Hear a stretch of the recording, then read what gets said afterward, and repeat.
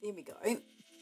And you can see it's sitting really nice. Now, with regard to how it's sitting, I'm actually quite happy with it.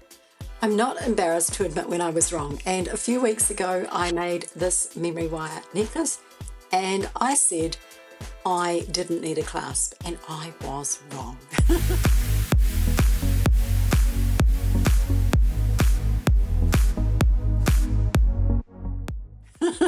Hey, we all make mistakes so long as we learn from them, right? So today what I'm going to do is I'm going to show you what I did to fix this memory wire necklace. Now the problem wasn't that I really need a clasp, it was just that I felt a little insecure when I wore it, and I'm going to put it on just to show you what I mean.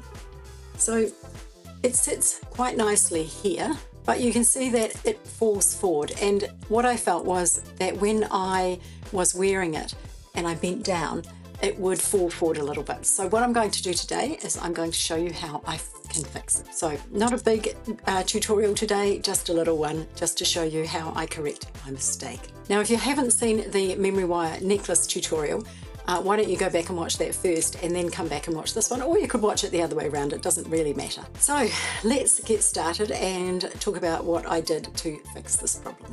Here's my necklace, and it's looking as stunning as the day I made it with its beautiful dangles.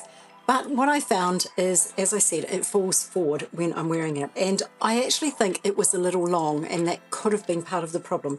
These beads are glass, and so they are reasonably heavy. Maybe if I'd made it with something lighter, maybe some acrylic beads, it may not have happened. But it did happen, so I'm going to show you how I fixed it. So the first thing I'm going to do is cut off my loop on this end, and I'm going to use my memory wire cutters to do that. Now remember, if you are using memory wire, that you need to use special cutters rather than just using your standard cutters, because you will blunt your cutters if you do that. So I've cut off my loop, and I'm going to take off 2 beads from the end of here. Now the reason I'm taking off 2 beads is because I need some space to put my clasp. So when you put in a clasp on a necklace, and I've got a 12mm lobster clasp here and a 6mm jump ring, it takes about 2.5 centimeters of space. So we need to allow for that. And yes, these beads are 8mm, so that's 1.6 centimeters. So I'm going to just take 2 off at this stage.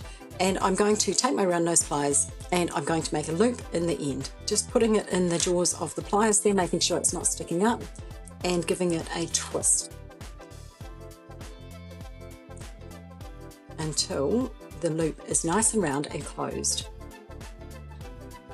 Now if you haven't used memory wire before, it is made from tempered steel, so it is very hard, which is why I'm having trouble getting the loop to close. It's super hard, and that's why you don't want to cut it with your cutters as well. But what it does is it springs back into shape. So when you pull it out like this, it springs back to its original shape, which is what you want for this particular necklace. I'm just giving that a squeeze and just making sure that it's really well closed. Now it's actually not quite closed, I don't know if you can see that, but there's about 0.5 mil of space. So I'm just going to give it a squeeze this way, and that's okay to do a little bit. So there's my loop now.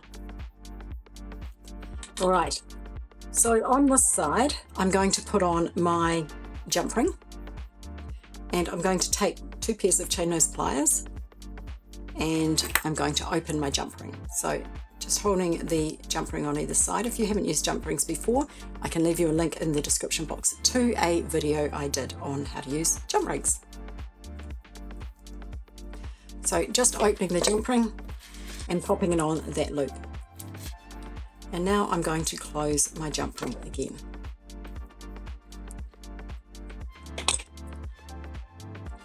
All right, so there's my jump ring on there. So what I'm going to do next is deal with the other end, and I'm going to cut this wire about 0.5 centimeter away from the end of the beads. Actually, I'm going to cut it at the end of the beads, because remember, I need about 1 centimeter to make a loop, and I don't need that much space. So there we go. Right, and taking off 2 more beads. And it is a little bit long, but before I do that, I'm just going to double check that it is going to fit right. So here we go. It fits really well, actually, much better than it did before, so that's good. Now I've still got a little bit too much here for a loop, so I'm going to give it another bit of a trim. Now when you're cutting your memory wire, make sure you hold both ends really well, because it's really terrible stuff if it flies away. All right, making my loop in this end.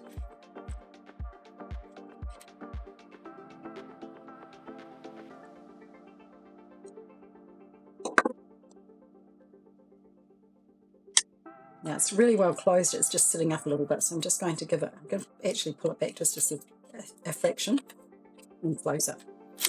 All right, so now I'm going to put on my clasp with on this end with a 4mm jump ring. Now I could have used a 6 or a 4, it doesn't matter. I just like the idea of having a 4 next to the clasp. It's just a little bit finer. So just opening my jump ring, putting on the clasp and the loop.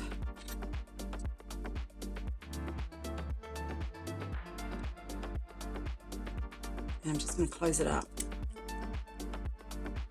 When you've got a lot on a jump ring, it's quite good to sometimes just give it a squeeze rather than using your pliers, if you can get away with that. And then sometimes I go back in and close it properly with my pliers, but this one looks like it is closed properly. Just double checking. Okay, so there we go. Just do it up. So there's my clasp attached, and it's not sitting right. And I think the reason for that is that one of these loops needs to turn around. So I'm going to take a pair of pliers and just holding it as best I can. I'm just going to give it a bit of a turn there.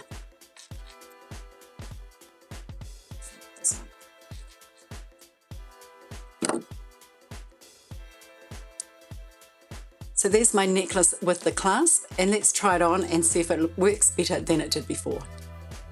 So here's my necklace, and it feels much more secure than it did before, and it's actually a little tighter. Now if it was a little bit too tight, I could add another jump ring in the back there, and that would just give it a little bit more, but I actually really like it at this level because it sits well clear of my neckline, and most of my necklines are about this, just this height, so that works really well for me. So what do you think? Did I do the right thing in changing it? Let me know in the comment section below. As I said, not afraid to admit my mistakes, but really like to learn from them.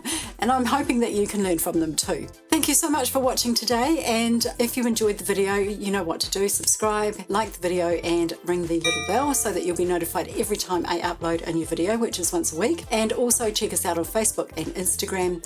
Thank you so much for watching. Have a fantastic day, and I will see you again soon.